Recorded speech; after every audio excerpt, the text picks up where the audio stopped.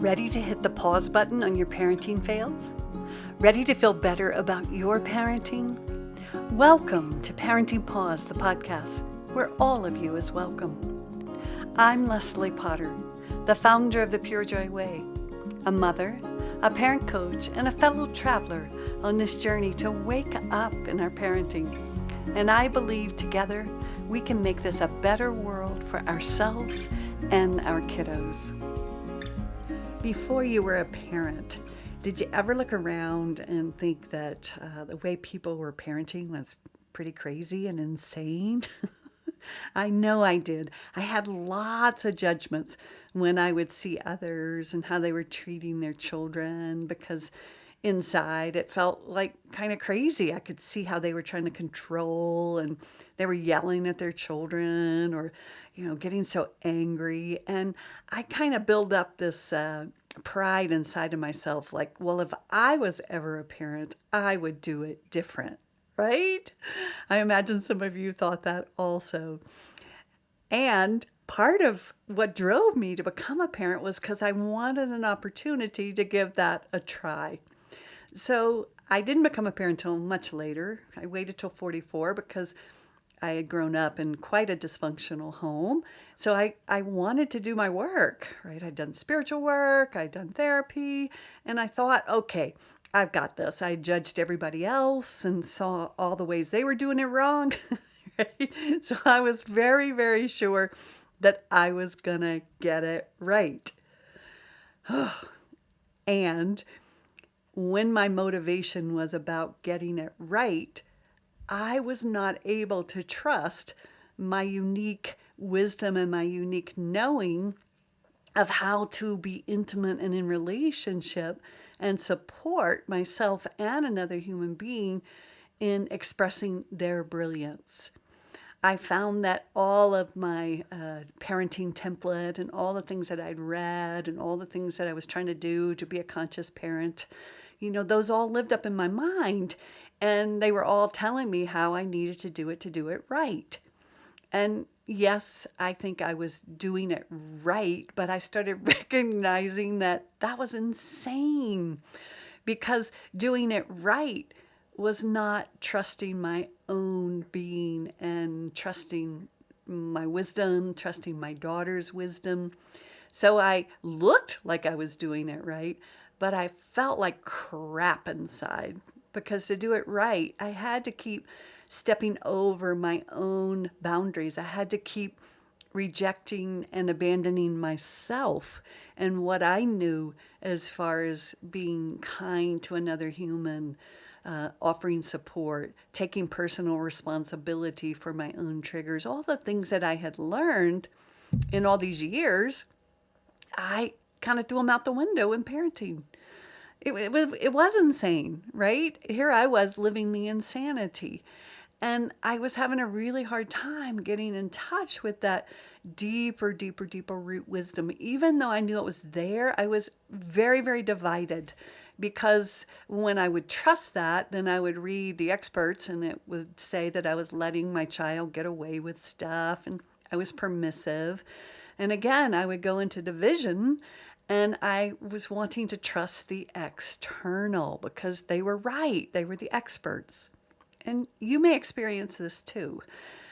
It was extremely painful. I felt a lot of suffering in this because I had had this ideal, and I knew I wanted to trust my inner wisdom. I knew that I had a unique connection with Source, and I wanted to be able to bring that to my parenting. And yet it was extremely difficult, mostly because of the judgments I had on myself, but also the judgments of others when I would trust that wisdom, because, of course, my relationship with my daughter looked very different. My daughter's behavior didn't fit into the norm of being the nice girl, the pleaser, all the things that I had learned. So when I would be out and she would act out in someone else's mind, I could feel that judgment. And I was so desperate at that time for approval that I would often throw my daughter under the bus, and I would throw my own wisdom under the bus just to try to fit in.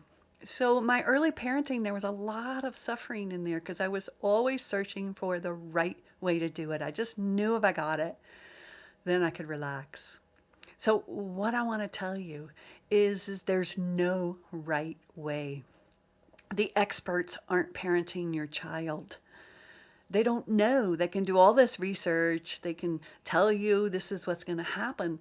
But my experience was that I had a unique child with her unique expression. And all of those techniques and things that I was told didn't work, right?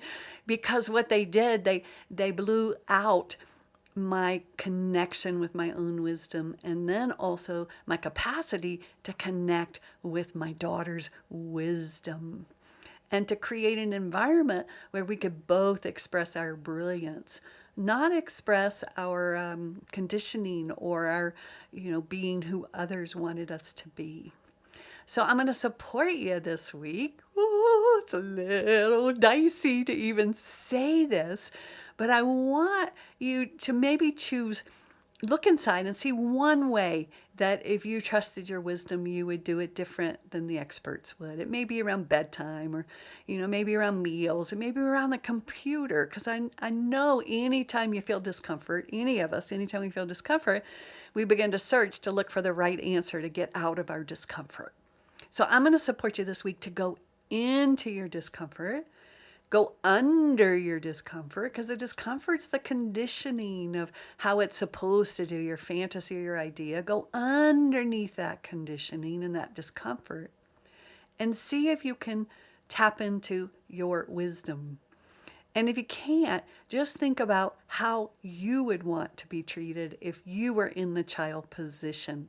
If you were in the same position as your child, if you were on the computer and, someone came in, your child came in and said, get off that computer and get off now.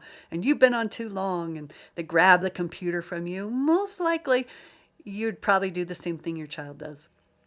So think about it that way. Think if I was really immersed in my work or a show that I'm watching and someone walks in, my child or anyone walks in and demands that I get off and tells me who I'm not and how I'm disappointing them or whatever, ask yourself from your wisdom, how would you want to be approached? How would that be different than how your conditioning or your being right tells you to do it? Thank you for listening to this episode of Parenting Paused. If you enjoyed the episode, do me a favor and share it with your mama friends. You can also leave a review wherever you listen, which will support getting the Pure Joy message out. Come on over to the Pure Joy Parenting Practice Facebook page or join me on Instagram to hear more. And don't forget to download your free copy of the Safe Seat course on the Pure Joy website. And while there, check out the offerings page to go deeper in the Pure Joy work.